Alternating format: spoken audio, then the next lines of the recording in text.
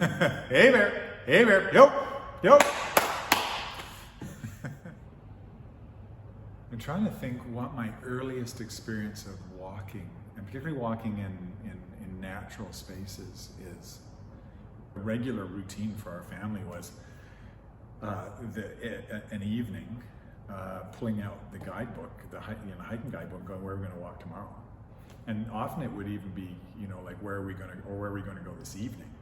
And so we would be out walking. And I mean, maybe my dad and my mom were just big walkers. So I had a friend who said, "Hey Phil, you're a peripatetic," and I was like, "Shut up, I don't know what that means." And I said, "Well, it means someone who loves walking." And it's actually a thing. Who knew? Right?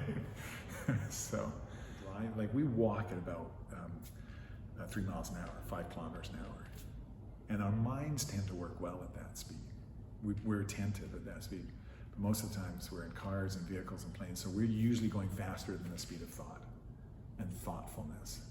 That has really struck me. So my goal on those walks is just to slow everyone down and then to be present. And that's when the questions come, right?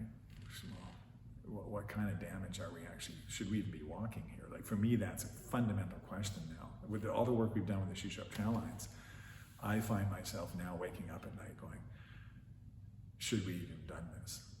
Every time I was reflecting on what we might do to try and raise those questions that I think we need to be engaged in when we're encountering our place in the natural, because it's beauty which draws us there, right? There's a connection, but there's really important questions we need to be asking, and Lisa's teasing us into those here, right? Like, you kind of get drawn into the images, and then you kind of look at her statement, and then suddenly she sticks something in there that makes you go back to the image to think twice. So what would that look like? Tracy and you made it sound really simple. You'll just do what you do. You just reflect, and we'll just get some recordings, and that will just enhance the things. Like, okay. So what I didn't think about was just what that meant, right? So well, and then we also didn't plan for the pandemic, which was kind of entertaining. Like, you didn't tell me, oh, and by the way, it's going to be an extra year. It's going to actually be a 2-year process. You'll get to wrestle and agonize over this for 2 whole years, right? 24 months. So I went to my resident expert, Jake McIntyre-Paul, right? So musician, so he knows about music and stuff. So I asked him, I have to do these recordings. What would you recommend? And so he, says, here, this is designed for outdoors. This would be a really good unit. And so I managed to find one of these things. It's got 5 microphones hidden in a little unit. And well, that's cool. And I try, and it's super, like, it creates a surround sound, like with detail that's unbelievable. Like, I can hear everything. Like, I could be a spy now. And so I go for a walk, and I realize you've got to wear headphones, because you've got to hear what's coming through this thing. Otherwise, all you hear is rustling of your hands and stuff. And I discovered that the best way to do these recordings, these walking recordings, is to actually have the headphones in and hold this unit as still as I could, because it's so sensitive, any noise in front of me, arm's length, while I'm walking. That was the only way that would work. I tried mounting it, you get too much rustling noise. In fact, one of the recordings is the North Fork Wild one, and it's really rough, but there was enough in there we liked, we decided to leave it, but it's not the best recording because it's really hard to walk in the natural world with your arms stretched out in front of you with headphones on, particularly when you're navigating an avalanche slope like I did with Brian, right? He's like, you sure this is safe? I said, well, yes, because we've already tested this. You're going to go ahead, and then I'm going to go and I'm navigating through. So there was a point, and I think I spoke with you about that. I think it was our most agitated meeting where I was like, this isn't working. I've got nothing. And I'm creating falseness, like it doesn't feel genuine to my experience. And you guys nudged me back and said, well, this is the process. And I remember going back and then walking again with it and realizing what was happening, in fact, was I was experiencing and hearing, and the walks, what was happening was it was challenging me to notice and pay attention in a way I'd never been challenged to do before.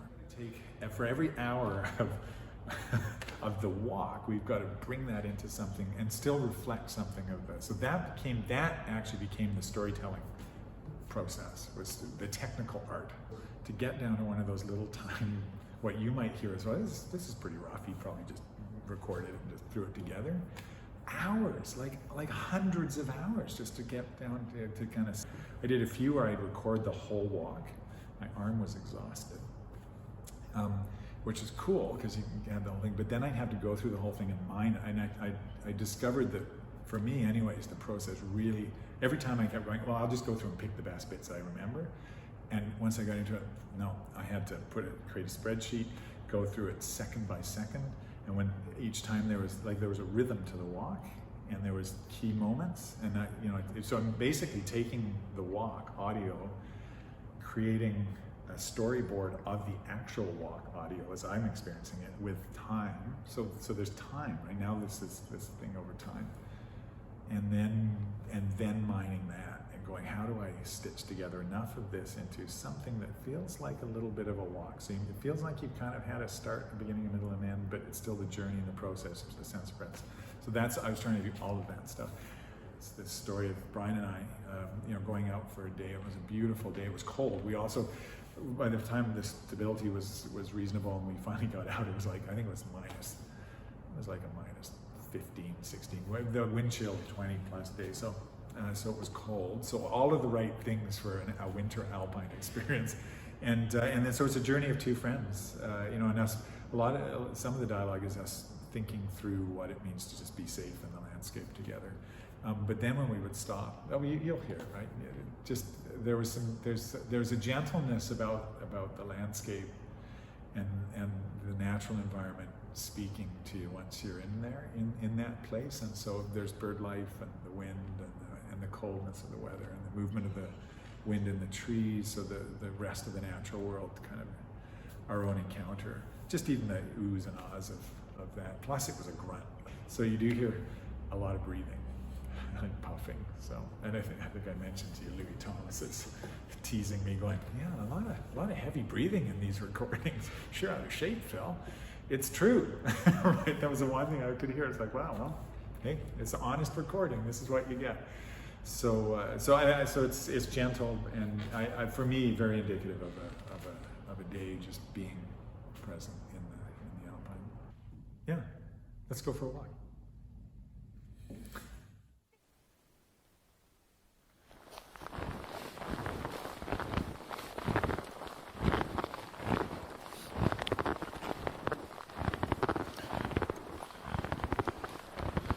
Rebecca Solnit writes that walking is how we measure ourselves against the earth. She was on a hike in the desert towards I think the Nevada mountains maybe, the scale of the terrain of the landscape, really making it clear our own scale in the face of it all.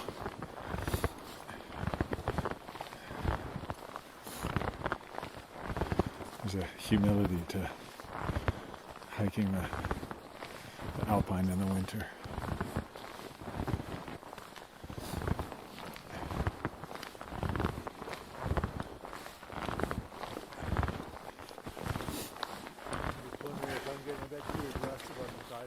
Yeah, I think you're right, actually, Brian. It just feels like that could be a bit of a run out there. Yeah.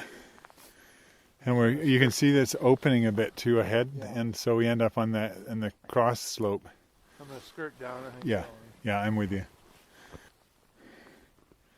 So there's an old slab fracture above us of the snow line where an avalanche has come down as we're crossing these short open slopes. So we'll drop lower. Yeah, it's good over here in the trees. Okay, I'm coming across.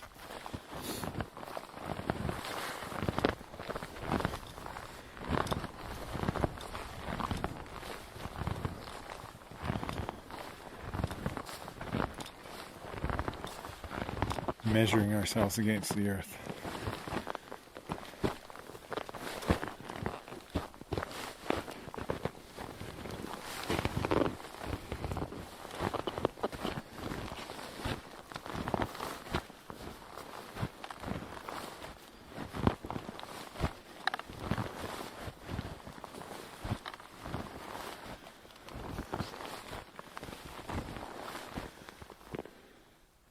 So we've just broken across the threshold of the steep slope onto the ridge line here.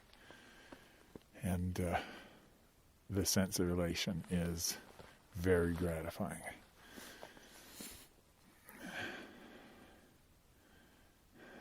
Let's explore.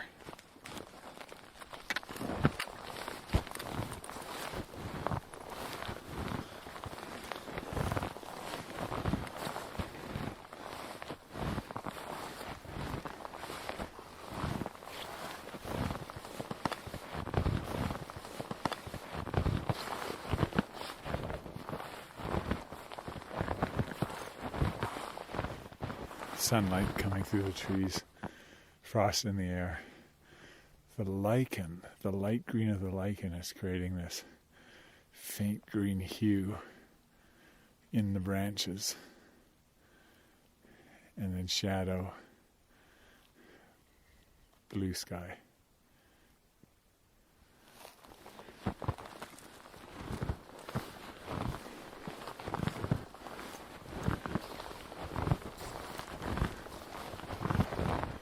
And here's the first winds catching us. This little Arctic cold front.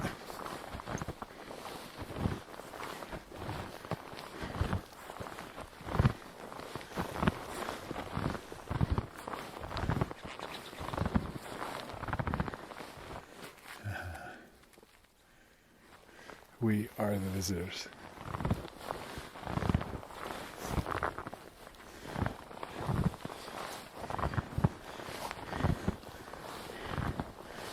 There we go, sunshine. There you go. That's beautiful. Look at that coming in. I heard a few things call to us. Oh yeah, there's a new one just got in. Yeah, there's something in front of us here. Just looking through the tree. Oh, is there? Yeah.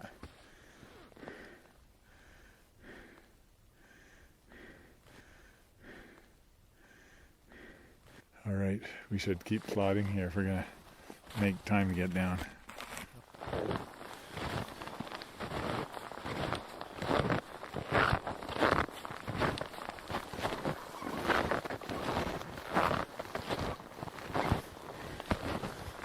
Yeah, this is where it drops, eh?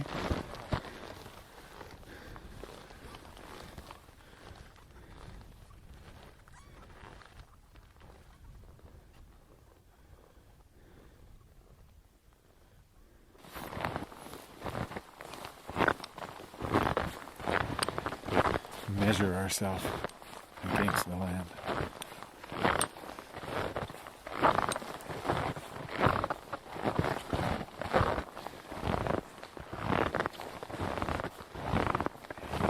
I'd say that was a walk at 6,000 feet.